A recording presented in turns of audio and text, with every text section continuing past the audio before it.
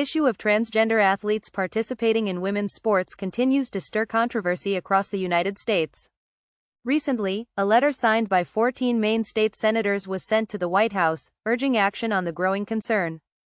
Governor Janet Mills has steadfastly maintained her position on the matter, advocating for the inclusion of transgender athletes in girls' and women's sports. But what does this really mean for the future of competitive athletics? As the debate rages on, things are escalating fast. Just this Monday, Maine officials filed a lawsuit against the U.S. Department of Agriculture, USDA, after the agency froze federal funding due to the state's refusal to reverse its transgender athlete participation policy. This decision has sparked a ripple effect that could influence policies nationwide. And it doesn't stop there. The Texas Attorney General, Ken Paxton, recently announced an investigation into USA fencing after fencer Stephanie Turner kneeled in protest during a competition. She was speaking out against the inclusion of a transgender athlete in the event, which has led to even more legal inquiries. Meanwhile, other prominent figures like Texas Senator Ted Cruz have joined the fray. Cruz is demanding changes to USA fencing's policy regarding the inclusion of biological males in the female division.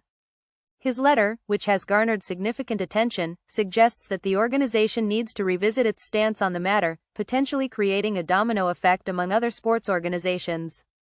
But the most powerful reactions often come from the athletes themselves. Abigail Wilson, a disc golfer, recently made waves when a video showed her attempting to compete, only to refuse to participate in the event after learning she'd be competing against a transgender athlete. Her decision to walk away has brought the issue to the forefront of discussions about fairness and equality in sports. On the other side, Dallas Mavericks minority owner Mark Cuban weighed in, commenting on the situation and offering his perspective on the inclusion of transgender athletes in women's sports. His voice adds yet another layer to the already heated discussion. Beyond the realm of politics and public figures, the issue is reaching the very heart of college sports.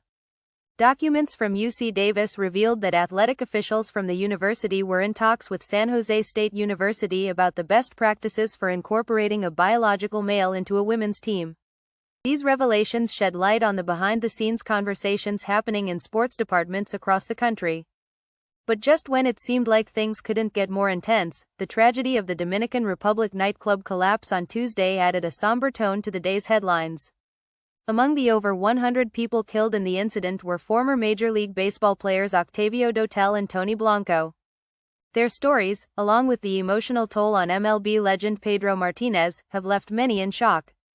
And in the sports world, the NFL draft is just around the corner.